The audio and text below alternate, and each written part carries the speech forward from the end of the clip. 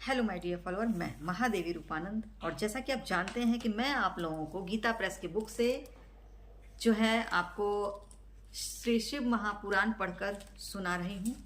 तो 9वां अध्याय तक मैंने पढ़कर सुनाया है आपको, और अब मैं आपको 10वां अध्याय पढ़कर सुना रही हूँ। तो ध्यान से सुनिएगा और सभी लोग ओम नमः शिवाय जरूर लिखेंगे कमेंट बॉक्स में, और शेयर भी करिए, सब्सक्राइब भी कीजिए और लाइक भी कीजिए। तो चलिए मैं शुरू करूं।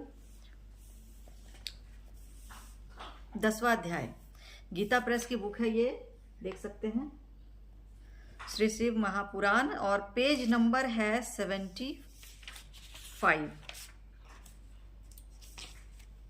तो पेज नंबर 75 है और 10वां अध्याय में पढ़ के सुना रही हूं। सृष्टि स्थिति आदि 5 कृत्यों का प्रतिपादन, प्रणव एवं पंचाक्षर मंत्र की महत्ता, ब्रह्मा विष्णु द्वारा भगवान शिव की स्तुति तथा उनका अंतर्धान होना।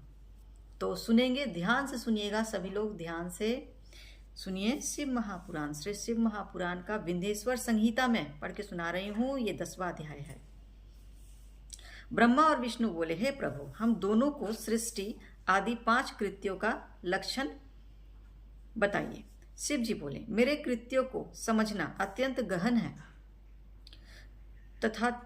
तथापि मैं कृपा पूर्वक तुम दोनों को उनके विषय में बता रहा हूं। हे ब्रह्मा और अच्युत, सृष्टि स्थिति संहार तिरोभाव और अनुग्रह, ये 5 ही मेरे जगत संबंधी कार्य है जो नित्य सिद्धि है।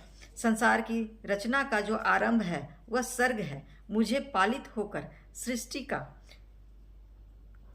सुस्थिर रूप से रहना ही उसकी स्थिति कहा गया है। उसका विनाश ही संहार है। प्राणों का उत्क्रमण ही तिरोभाव है। इन सब से छुटकारा मिल जाना ही मेरा अनुग्रह है। इस प्रकार मेरे 5 कृत्य हैं। इन मेरे कर्तव्यों को चुपचाप अन्य पंचभूतादि वाहन करते रहते हैं। जैसे जल में पड़ने वाले गोपुर बिंब में आवागमन होता रहता है। सृष्टि आदि जो 4 कृत्य है वे संसार का विस्तार करने वाले हैं। 5वां कृत्य अनुग्रह मोक्ष का हेतु है। वह सदा मुझ में ही अचल भाव से स्थिर रहता है। मेरे भक्तजन इन 5 कृत्यों को 5 भूतों में देखते हैं। सृष्टि भूतल में स्थित, जल में, संहार अग्नि में, तिरोभाव वायु में और अनुग्रह आकाश में स्थित है। पृथ्वी से सबकी सृष्टि होती है, जल से सबकी वृद्धि होती है, आग सबको जला देती है, वायु सबको एक स्थान से दूसरे स्थान को ले जाती है और आकाश सबको अनुग्रहित करता है। यह विद्वान पुरुषों को जानना चाहिए।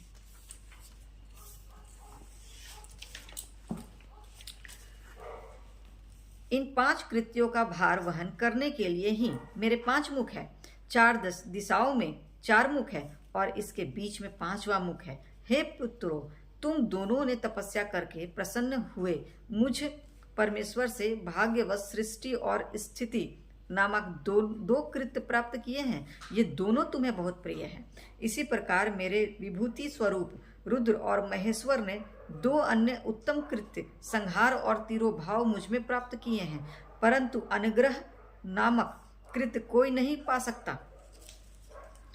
उन सभी पहले के कर्मों को तुम दोनों ने समयानुसार भुला दिया। रुद्र और महेश्वर अपने कर्मों को नहीं भूले हैं, इसलिए मैं उन्हें अपने समानता प्रदान की है।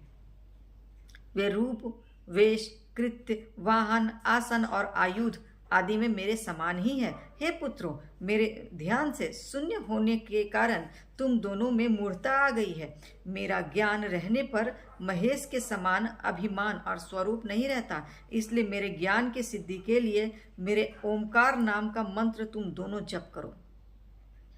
यह अभिमान को दूर करने वाला है। पूर्व काल में मैंने अपने स्वरूप भूत मंत्र का उपदेश किया है, जो ओमकार के रूप में प्रसिद्ध है। वह महामंगलकारी मंत्र सबसे पहले मेरे मुख से ओमकार प्रकट हुआ, जो मेरे स्वरूप का बोध कराने वाला है, ओंकार वाचक है और मैं वाच्य हूँ। यह मंत्र मेरा स्वरूप ही है। प्रतिदिन ओंकार का निरंतर स्मरण करने से मेरा ही सदा स्मरण होता है। पहले मेरे उत्तरवर्ती मुख से आकार, पश्चिम मुख से उकार, दक्षिण मुख से मकार, पूर्ववर्ती मुख से बिंदु तथा मध्यवर्ती मुख से नाद उत्पन्न हुआ है। इस प्रकार 5 अवयवों से युक्त होकर ओंकार का विस्तार हुआ है। इन सभी अवयवों से एकीभूत होकर वह प्रणव ओम नाम से एक अक्षर हो गया है। यह नाम रूपात्मक सारा जगत तथा वेद वर्णित स्त्री पुरुष वर्ग रूप दोनों कुल इस प्रणव मंत्र से व्याप्त है। यह मंत्र शिव और शक्ति दोनों का बोधक है। इस प्रणव से पंचाक्षर मंत्र की उत्पत्ति हुई है, जो मेरे सकल रूप का बोधक है। वह आकारादि क्रम से और नकारादि क्रम से क्रमशः प्रकाश में आया है। ओम नमः शिवाय इस पंचाक्षर मंत्र से मातृक कार्णव प्रकट हुए हैं, जो 5 भेद वाले हैं। उसी से शिरोमंत्र तथा 4 मुखों से त्रिपदा गायत्री का प्राकट्य हुआ है।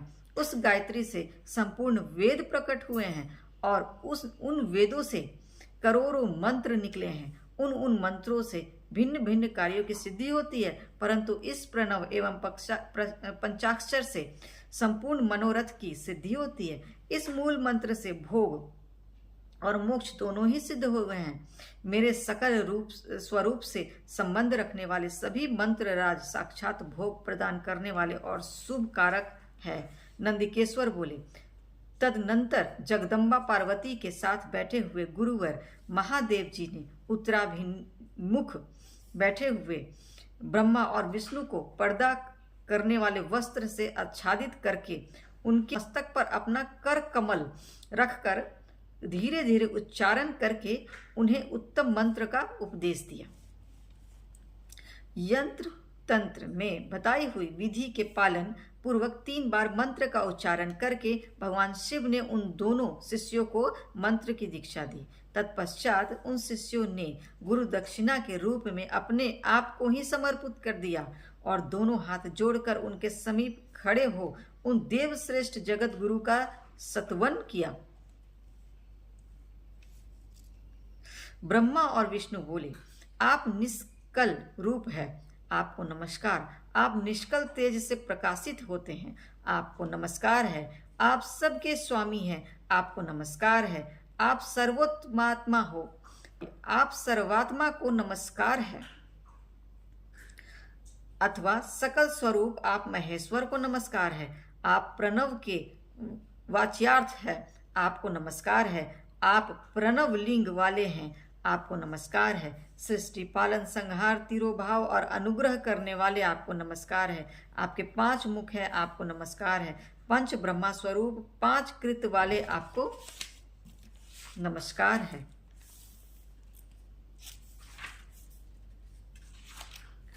आप सबकी आत्मा है, ब्रह्मा है। आपके गुण और आपकी शक्तियां अनंत है, आपको नमस्कार है। आपके सकल और निष्कल 2 रूप हैं। आप सदगुरु एवं शंभु है, आपको नमस्कार है। इन पदों द्वारा अपने गुरु महेश्वर की स्तुति करके ब्रह्मा और विष्णु ने उनके चरणों में प्रणाम किया। ईश्वर बोले, हे वत्सो, मैंने तुम दोनों से सारा तत्व कहा और दिखा दिया। तुम दोनों देवी के द्वारा उपदिष्ट प्रणव ओम, जो मेरा ही स्वरूप है, का निरंतर जप करो। इसमें जप से ज्ञान, स्थिर भाग्य सब कुछ सदा के लिए प्राप्त हो जाता है। आद्रा नक्षत्र से युक्त चतुर्दशी को प्रणव का जप किया जाए तो वह अक्षय फल देने वाला होता है। सूर्य की संक्रांति से युक्त महा आद्रा नक्षत्र में एक बार किया हुआ प्रणव जप कोटि गुने जप का फल देता है।